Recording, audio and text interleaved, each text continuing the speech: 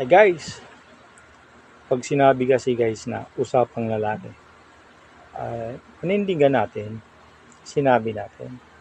Hindi yung after a minute o oras, araw, linggo, buwan, bigla tayo magbabago ng ah, pananaw o paninindigan.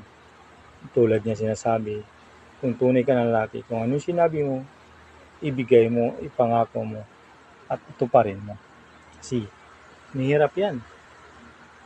Balimbing ka pala di ka pagkakatiwalaan maging kasama, kapartner, or maging kaibigan sa panghabang panahon. Kung yan pala ang sitwasyon o yung case mo o senaryo kapag meron na kagipitan, bila kang change ng ng pananaw or either magbabago o mag-change location ka or ng address para maiwasan yung kahihiyan na ginawa mo.